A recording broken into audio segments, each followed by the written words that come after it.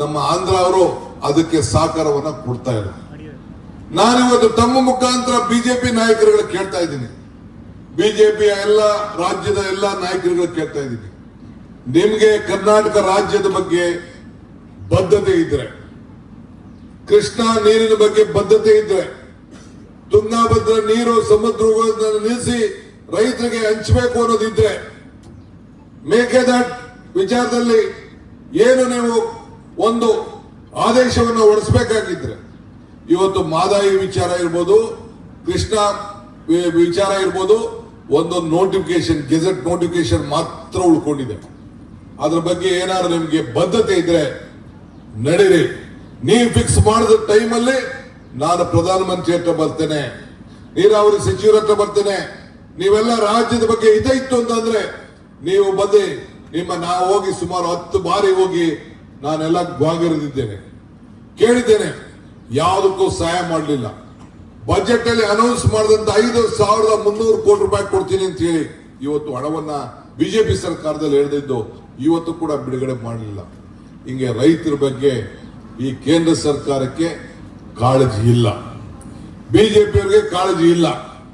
ನೀವು ಇದನ್ನ ಮತದಾರರಿಗೆ ತಿಳಿಸಬೇಕು.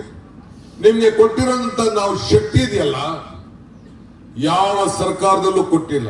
ಈಗ ಬ್ಯಾಂಕ್ ರಾಷ್ಟ್ರೀಕರಣ ಮಾಡುದು, ಆಹಾರ ಭದ್ರತೆ ಕಾಯ್ದೆ ಮಾಡುದು, ಹೆಣ್ಮಕ್ಳು ಫ್ರೀಯಾಗಿ ಓಡಾಡ್ತಾ ಇದ್ದಾರೆ, ಮಕ್ಕಳಿಗೆ ಬಿಸಿ ಊಟ ಕೊಟ್ಟು, ನಿಮ್ಮ ರೈತರಿಗೆ ಪಂಪ್ಸೆಟ್ ವಿದ್ಯುತ್ ಶಕ್ತಿ ಕೊಟ್ಟು, ಇಂಥದ್ದು ಒಂದೇನಾದ್ರು ಬಿಜೆಪಿಯವರು ಕೊಟ್ಟಿರ್ರಿ ಯಜಮಾನರು? ಹೇಳ್ರಪ್ಪ ನೀವೆಲ್ಲ. ಏನೋ ಹುಡುಗರುಗಳು ಗೊತ್ತಿಲ್ಲ, ನಿಮ್ಗೆಲ್ಲ ಗೊತ್ತಿದೆಯಲ್ಲ. Old age pension, widow pension ಯಾರು ಕೊಟ್ಟಿದ್ದು? ಇಂದಿರಾ ಗಾಂಧಿಯವರು ಕೊಟ್ಟರು. ಬ್ಯಾಂಕ್ ರಾಷ್ಟ್ರೀಕರಣ ಮಾಡಿದ್ ಯಾರು? ನಿಮ್ಮ ಮನೆ ಬಾಗಿಲಿಗೆ ಬ್ಯಾಂಕ್ ಬರೋದಕ್ಕೆ ಮಾಡಿದ್ ಯಾರು? ಶ್ರೀ ಶಕ್ತಿ ಯೋಜನೆ ತಂದಿದ್ ಯಾರು? ಇವೆಲ್ಲ ಕೂಡ ಕಾಂಗ್ರೆಸ್ ಸರ್ಕಾರ ಅಧಿಕಾರಕ್ಕೆ ಬಂದಾಗ ನಾವೆಲ್ಲ ಮಾಡ್ಕೊಂಡು ನಾವು ಬಂದಿದ್ದೇವೆ. ಹಂಗೆ ಈ ದೇಶದ ಇವತ್ತು ಏನು ನಿಮ್ ಕಡೆ ನರೇಗಾ ಉಪಯೋಗಿಸುವುದಿಲ್ಲ. ನನ್ನ ಕ್ಷೇತ್ರದಲ್ಲಿ ಬರೀ ನರೇಗಾಗೆ ಒಂದೊಂದು ವರ್ಷಕ್ಕೆ 200-300 ಕೋಟಿ ರೂಪಾಯಿ ಹಣನ ಖರ್ಚು ಮಾಡಿದ್ದೀವಿ. ಇಡೀ ದೇಶದಲ್ಲೇ ಮೊದಲನೇ ತಾಲೂಕು ಅಂತ ನಮ್ಗೆ ಸರ್ಟಿಫಿಕೇಟ್ ಕೊಟ್ಟವ್ರೆ ಮಾಡಿದ್ದಾರೆ. ಈಗ ನಮ್ಮ ದದ್ದಲು ಹೇಳ್ತಾರೆ, ನಿಮ್ಮಲ್ಲೂ ಕೂಡ ನರೇಗಾ 100 ಕೋಟಿ ರೂಪಾಯಿ ಖರ್ಚು ಮಾಡಿದ್ದೀವಿ ಅಂತ ಹೇಳಿ. ಹಾಗೆ ಇವತ್ತು ಯಾರು ತಂದ್ರು ಆಹಾರ ಭದ್ರತೆ ಕಾಯ್ದೆ ಜೊತೆಗೆ ಉದ್ಯೋಗ ಖಾತ್ರಿ ಯೋಜನೆ, ನರೇಗಾ ಯೋಜನೆಯಲ್ಲಿ ಇಂಥದ್ದು ಯಾವ್ದಾದ್ರು ಒಂದು ಕೆಲಸ ಬಿಜೆಪಿಯವರು ನಿಮ್ಮ ಮುಂದೆ ಮತದಾರಕ್ಕೆ ಬಂದು ವೋಟ್ ಕೇಳೋದಾದ್ರೆ ನಾವು ಏನ್ ತೀರ್ಮಾನಕ್ಕೆ ಬೇಕಾದ್ರೂ ಬನ್ನಿ ಅಂತ ನಾವು ಹೇಳ್ತೀವಿ. ಇವತ್ತು ಬಡವರ ಬಗ್ಗೆ ಏನಾದ್ರು ಸಹಾಯ ಇತ್ತು ಅಂದ್ರೆ ಕಾಂಗ್ರೆಸ್ ಮಾತ್ರ ಸಾಧ್ಯ. ಇವತ್ತು ತಮಗೆ ನಾನು ಹೇಳೋದಿಷ್ಟೇ, ನೀವೆಲ್ಲ ಕಾರ್ಯಕರ್ತರಿದ್ದೀರಿ, ನಿಮ್ಮಲ್ಲಿ ಯಾವ ತರದ ಭಿನ್ನಾಭಿಪ್ರಾಯ ಇರಬಾರ್ದು. ಏನೇ ಸಮಸ್ಯೆ ಇದ್ರೆ ನಾವು ಬಗೆಹರಿಸ್ತೀವಿ. ಇವತ್ತು ನಾನು ಡೆಪ್ಯೂಟಿ ಸಿಎಂ ಆಗಿದ್ದೀನಿ, ಬೋಸರಾಜ್ ಮಂತ್ರಿ ಇದ್ದಾರೆ, ದದ್ದಲ್ ಚೇರ್ಮನ್ ಇದ್ದಾರೆ, ಬೇರೆಯವರೆಲ್ಲ MLCಗಳಾಗಿದ್ದಾರೆ. ಯಾಕೆ ಬಂತು? ಕಾಂಗ್ರೆಸ್ ಪಕ್ಷ ಅಧಿಕಾರಕ್ಕೆ ಬಂದ್ರೆ. ನಿಮ್ಮಲ್ಲಿ ಎಷ್ಟೋ ಜನ ಇದನ್ನ ಡೈರೆಕ್ಟರ್ಗಳು ಮಾಡಿದೀವಿ, ಮುಂದಕ್ಕೂ ಮಾಡ್ತೀವಿ. ಗ್ಯಾರಂಟಿ ಸಮಿತಿ ಮಾಡಿದೀವಿ, ಸ್ಕೂಲ್ ಕಮಿಟಿ ಮಾಡಿದೀವಿ, ಹಾಸ್ಪಿಟಲ್ ಕಮಿಟಿ ಮಾಡಿದೀವಿ. ಯಾವಾಗ ಕಾಂಗ್ರೆಸ್ ಅಧಿಕಾರಕ್ಕೆ ಬಂತೆ. ಅದೇ ಬಿಜೆಪಿಯವರ ಪರಿಸ್ಥಿತಿ ಏನಾಗಿದೆ? ಮನೇಲಿ ಕೂತ್ಕೊಂಡು ಲೆಕ್ಕ ಹಾಕೊಂಡು ಕೂತವ್ರೆ, ನೋಡ್ಕೊಂಡು ಬೀಳ್ತದೆ ಬೀಳ್ತದೆ ಬೀಳ್ತದೆ ಅಂತ ಕಾಯ್ಕೊಂಡು ಕೂತವ್ರೆ.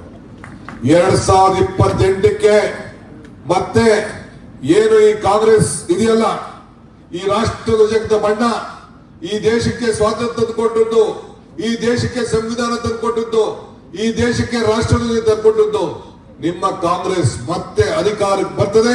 ಬಡವರು ಜನ ನಿಂತಿದ್ದೇವೆ, ಅದಕ್ಕೆ ತಾವೆಲ್ಲ ಸಿದ್ಧತೆಯನ್ನು ತಾವು ಮಾಡ್ಕೊಂಡು ಇರಬೇಕು ಅಂತ ಹೇಳಿ ನಿಮ್ಮಲ್ಲಿ ನಾನು ಪ್ರಾರ್ಥನೆಯನ್ನು ಮಾಡಿಕೊಡ್ತೇನೆ.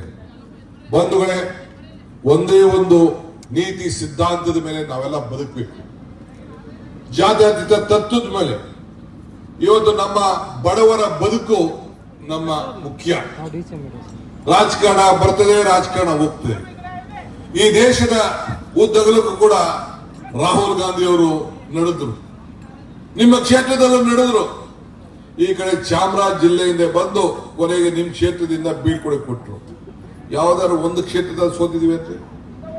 ಮೈಸೂರಲ್ಲಿ ಇರ್ಬೋದು, ಮಂಡ್ಯ ಇರ್ಬೋದು, ತುಮಕೂರಲ್ಲಿ ಇರ್ಬೋದು, ಚಿತ್ರದುರ್ಗ ಇರ್ಬೋದು, ಬಳ್ಳಾರಿ ಇರ್ಬೋದು, ರಾಯಚೂರು, ನೀವೆಲ್ಲ ಲೈನ್ ಲೆಕ್ಕ ಹಾಕೊಳ್ಳಿ.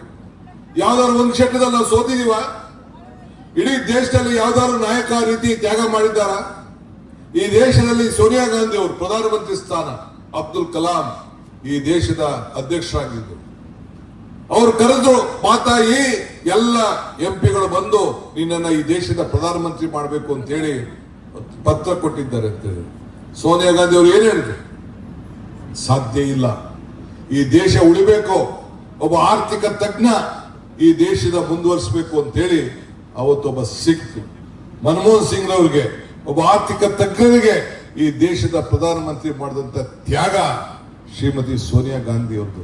ಯಾರು ಪಂಚಾಯತಿನ ಬಿಟ್ಕೊಡ್ತೀರಾ ನೀವು? ಜಿಲ್ಲಾ ಪಂಚಾಯತಿ 6 ತಿಂಗಳು 3 ತಿಂಗಳು ಮಾಡ್ತೀರ, ಹೋಗ್ತೀರಾ ನೀವು? ಕತ್ತೊಂಟೋಯ್ತೀರಿ ಎಲ್ಲರೂ ಸೇರ್ಕೊಂಡು. ಹಂಗೆ ಅಂತ ಪಕ್ಷದಲ್ಲಿ ಆ ತಾಯಿಯ ಮುಖಂಡತ್ವದಲ್ಲಿ ನಾವೆಲ್ಲ ಇವತ್ತು ಮತ್ತೆ ಕಾಂಗ್ರೆಸ್ ಹೊರಟೋಗಿತ್ತು ಅಂತದನ್ನ ಮರುಜೀವನ ಕೊಟ್ಟು ಅವರ ನಾಯಕತ್ವದಲ್ಲಿ ಕೆಲಸ ಮಾಡ್ತಾ ಇದ್ದೇವೆ. ಇವತ್ತು ಮಲ್ಲಿಕಾರ್ಜುನ್ ಖರ್ಗೆ ಅವರು ನಮ್ಮ ಅಧ್ಯಕ್ಷರು, ಮಹಾತ್ಮ ಗಾಂಧೀಜಿಯವರು 100 ವರ್ಷದಿಂದ ಕೂತಂತ ಸ್ಥಾನದಲ್ಲಿ ಇವತ್ತು ಮಲ್ಲಿಕಾರ್ಜುನ್ ಖರ್ಗೆ ಅವರು ಕೂತಿದ್ದಾರೆ. ಇವತ್ತು 5 ಕ್ಷೇತ್ರ ಏನು ನಿಮ್ಗೆಲ್ಲ ಏನು ಒಂದು 371 ಜೇತದ್ದು ನಮ್ಗಿನ್ನ ಈಗ ಮುಂದಕ್ಕೆ ಕೊಂಡೋಗಿದ್ದೀರಿ.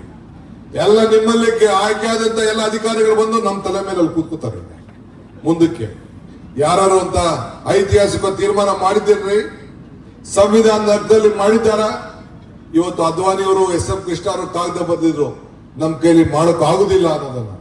ಇವತ್ತು ಮಲ್ಲಿಕಾರ್ಜುನ್ ಖರ್ಗೆ ಅವರು ಅದನ್ನ ಮಾಡಿಸಿ ನಿಮ್ಗೆಲ್ಲ ಕೂಡ ಶಾಶ್ವತವಾಗಿ ನಿಮ್ಮ ಬದುಕಿನಲ್ಲಿ ಹೊಸ ದೀಪವನ್ನ ಇವತ್ತು ಬೆಳಗಿಸಿದ್ದಾರೆ.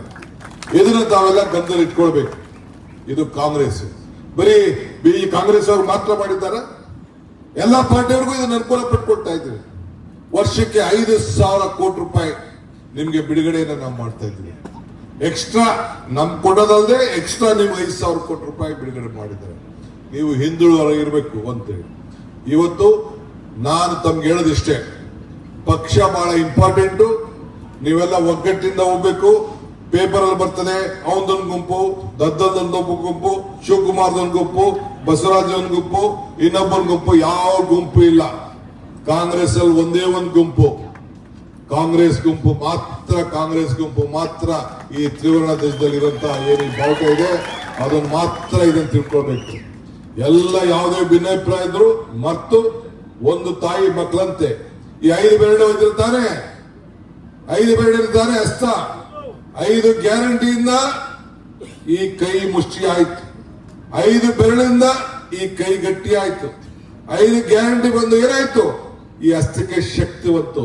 ಹಂಗೆ ನೀವು ನಾವೆಲ್ಲ ಸೇರಿ ಕಾರ್ಯಕರ್ತರು ಯಾವುದೇ ಜಾತಿ ಇರಲಿ, ಯಾವುದೇ ಧರ್ಮ ಇರಲಿ, ಎಲ್ಲ ಒಂದೇ ನೀತಿ, ಕಾಂಗ್ರೆಸ್ ನೀತಿಲಿ ನೀವೆಲ್ಲ ಸೇರಿ ಕೆಲಸವನ್ನ ಮಾಡಬೇಕು. ಅದಕ್ಕೆ ಬಂದು ಬಹಳ ಸಂತೋಷದಿಂದ ಇವತ್ತು ಬಂದು ನಿಮ್ಮೆಲ್ಲರ ಪದಗ್ರಹಣದಲ್ಲಿ ಪಾಲ್ಗೊಂಡು ನಿಮ್ಗೆ ಶುಭ ಹಾರೈಸಲಿಕ್ಕೆ ನಾನು ಬಂದಿದ್ದೇನೆ. ರಾಮನ ಬಂಟ ಆಂಜನೇಯ ಯಾವ ರೀತಿ ತ್ಯಾಗ ಮಾಡ್ದ, ಹಂಗೆ ನೀವೆಲ್ಲ ತ್ಯಾಗ ಮಾಡಿ ಕಾಂಗ್ರೆಸ್ ಪಕ್ಷಕ್ಕೆ ಸೇವೆಯನ್ನ ಮಾಡಬೇಕು. ಮನೆಗೆ ಹೋಗ್ಬೇಕು, ಜನರ ಹೃದಯನ ಗೆಲ್ಲಬೇಕು. ಇನ್ನ ಬಹಳ ಜನ ಇವತ್ತು ಬಿಜೆಪಿ ತೊರೆದು ಜನತಾದಳ ತೊರೆದು ಕಾಂಗ್ರೆಸ್ ಪಕ್ಷಕ್ಕೆ ಬರ್ತೀವಿ ಅಂತೇಳಿ ಅನೇಕರು ಅರ್ಜಿಯನ್ನು ಹಾಕ್ತಾ ಇದ್ದಾರೆ, ಹಳ್ಳಿಗಳಲ್ಲಿ ಹಾಕ್ತಾ ಇದ್ದಾರೆ. ನೀವು ಸಂಕೋಚ ಮನೋಭಾವದಿಂದ ಇರಬಾರ್ದು, ಸೇರಿಸ್ಕೊಳ್ಳಿ. ಕಾಂಗ್ರೆಸ್ ಪಕ್ಷದ ಸಿದ್ಧಾಂತದಲ್ಲಿ ಯಾರು ಒಳಗೊಳ್ತಾರೆ, ಮಲ್ಲಿಕಾರ್ಜುನ್ ಖರ್ಗೆ ಅವರ ನಾಯಕತ್ವದಲ್ಲಿ ಯಾರು ಇರ್ತಾರೆ. ನನ್ನ ನಾಯಕತ್ವ ಬೇಡ, ಮಲ್ಲಿಕಾರ್ಜುನ್ ಖರ್ಗೆ ಅವರ ನಾಯಕತ್ವದಲ್ಲಿ ಯಾರು ಈ ಪಕ್ಷಕ್ಕೆ ಸೇರ್ತಾರೆ ಅವನ್ನೆಲ್ಲ ಸೇರಿಸ್ಕೊಂಡು ಪಕ್ಷನ ದೊಡ್ಡದು ಮಾಡಿ ಇನ್ನ ಹೆಚ್ಚಿಗೆ ಅಂತರದಿಂದ ಗೆದ್ದು ಮತ್ತೆ ಈ ರಾಜ್ಯದಲ್ಲಿ ಸರ್ಕಾರವನ್ನ ತರಲಿಕ್ಕೆ ತಾವೆಲ್ಲ ಶ್ರಮವನ್ನು ಪಡಬೇಕು. ನಮ್ಮ ಲೋಕಸಭಾ ಸದಸ್ಯರಾದ ಕುಮಾರ್ ನಾಯ್ಕರವರು ಬಹಳ ಉತ್ತಮ ಕೆಲಸ ಮಾಡ್ತಾ ಇದ್ದಾರೆ. ಅನೇಕ ಮಂತ್ರಿಗಳನ್ನ ಭೇಟಿ ಮಾಡ್ತಾ ಇದ್ದಾರೆ. ಕೇಂದ್ರದ ಎಲ್ಲ ಮಂತ್ರಿಗಳನ್ನ ಭೇಟಿ ಮಾಡಿ ನಮ್ಮ ರಾಜ್ಯಕ್ಕೆ ಅನುದಾನವನ್ನ ಬರೀ ನಿಮ್ಮ ಕ್ಷೇತ್ರಕ್ಕೆ ಮಾತ್ರ ಅವರು ಕೆಲಸ ಮಾಡ್ತಾ ಇದ್ದಾರೆ, ಇಡೀ ರಾಜ್ಯಕ್ಕೆ ಅವರು ಕೆಲಸವನ್ನ ಮಾಡ್ತಾ ಇದ್ದಾರೆ, ಸೇವೆಯನ್ನ ಮಾಡ್ತಾ ಇದ್ದಾರೆ. ಉತ್ತಮವಾದಂತಹ ಒಬ್ಬ ಸಂಸತ್ ಸದಸ್ಯ ಅಂತ ಹೇಳಿ ನಿಮ್ಮ ಪರವಾಗಿ ವಾದವನ್ನು ಕೂಡ ಅವರು ಮಂಡಿಸ್ತಾ ಇದ್ದಾರೆ. ಅವರು ಕೂಡ ನಾನು ಅಭಿನಂದಿಸ್ತೇನೆ. ನಮ್ಮೆಲ್ಲ ಶಾಸಕರು ಕೂಡ ಎಲ್ಲ ಇದ್ದಾರೆ, ಅವರು ಕೂಡ ಬಹಳ ಚೆನ್ನಾಗಿ ಅವ್ರ ಕ್ಷೇತ್ರದಲ್ಲಿ ನಡೆಸ್ಕೊಂಡು ಬರ್ತಾ ಇದ್ದಾರೆ. ದದ್ದಲ್ರವರು ನಿಮ್ಮ ಕ್ಷೇತ್ರದ ಜನಪ್ರಿಯ ಶಾಸಕರು. ಮೊನ್ನೆ ಒಂದು ದೊಡ್ಡ ಕಾರ್ಯಕ್ರಮ ಇತ್ತು, ಆ ಕಾರಣದಿಂದ ಕಾರ್ಯಕ್ರಮಕ್ಕೆ ನಾವು ಬರಕ್ಕಾಗಲಿಲ್ಲ. ನೀರಾವರಿ ಯೋಜನೆ, ಅನೇಕ ಯೋಜನೆಗಳನ್ನ ಅವ್ರು ಕೇಳಿದ ಮೇಲೆ ನಾನು ಈಗಾಗಲೇ ಕೊಟ್ಟಿದ್ದೇನೆ. ಅವೆಲ್ಲ ತಲೆ ಕೆಡಿಸ್ಕೊಳ್ಳೋದು ಬೇಡ. ನಮ್ಮ ಇವರು ಲಾಟ್ರಿ ಹೊಡೆದ್ರು, ತಿರುವಾಳ ಅವರು ಪೈಯೆ, ಅದು ಕೂಡ ನನ್ನ ಕೈಲಿ ಮಾಡಿಸ್ಬಿಟ್ರು. ಮಾಡಕ್ಕಾಗದ ಕೆಲಸನ ನಾನು ಸಿದ್ದರಾಮಯ್ಯ ಸೇರಿ ಸೈನ್ ಹಾಕಿ ಕೊಟ್ಟಿದ್ದೇವೆ. ಅದು ಟೆಂಡರ್ ಗಿಂಡರ್ಗೆಲ್ಲ ರೆಡಿ ಆಗ್ತಾ ಇದೆ. ಸೊ ನಮ್ಮ ಅಂಪೈ ನಾಯಕ್ ಇರ್ಬೋದು, ಅವ್ರು ಇರ್ಬೋದು, ಈಗ ನಮ್ಮ ಇಟ್ಕಿಯವರು ಜವಾಬ್ದಾರಿ ಕೊಟ್ಟಿದ್ದೇವೆ. ಅವರು ಏನೆಲ್ಲ ಕಳ್ಕೊಂಡಿದ್ದೇವೆ ಮತ್ತೆ ಅವ್ರು ತರಬೇಕು. ನೀವೆಲ್ಲ ಸೇರಿ ಸಹಕಾರ ಕೊಡಬೇಕು. ಕಾಂಗ್ರೆಸ್ನ ಒಗ್ಗಟ್ಟು ಈ ರಾಜ್ಯಕ್ಕೆ ಒಂದು ದೊಡ್ಡ ಶಕ್ತಿ ತುಂಬುತ್ತದೆ, ಜಯ ತುಂಬುತ್ತದೆ. ಅದಕ್ಕೆ ನೀವೆಲ್ಲ ಸೇರಿ ಒಗ್ಗಟ್ಟಿನಿಂದ ಕೆಲಸ ಮಾಡಿ ಅಂತೇಳಿ ಪ್ರಾರ್ಥಿಸಿ ಶುಭ ಹಾರೈಸಿ ನನ್ನ ಮಾತನ್ನು ಮುಗಿಸ್ತೇನೆ. ಜೈ ಹಿಂದ್, ಜೈ ಕರ್ನಾಟಕ, ಜೈ ಕಾಂಗ್ರೆಸ್ ಪಾರ್ಟಿ. ಬಹಳ ಸವಿಸ್ತಾರವಾಗಿ ಮಾತಾಡಿದ ಕೆಪಿಸಿಸಿ ಅಧ್ಯಕ್ಷರಾದಂತಹ ಸನ್ಮಾನ್ಯ ಶ್ರೀ. ಹೆಚ್ಚಿನ ವಿಡಿಯೋಗಳಿಗೆ ಪ್ರತಿಧ್ವನಿ ಯೂಟ್ಯೂಬ್ ಚಾನೆಲ್ ಸಬ್ಸ್ಕ್ರೈಬ್ ಮಾಡಿ, ಬೆಲ್ ಐಕಾನ್ ಕ್ಲಿಕ್ ಮಾಡಿ.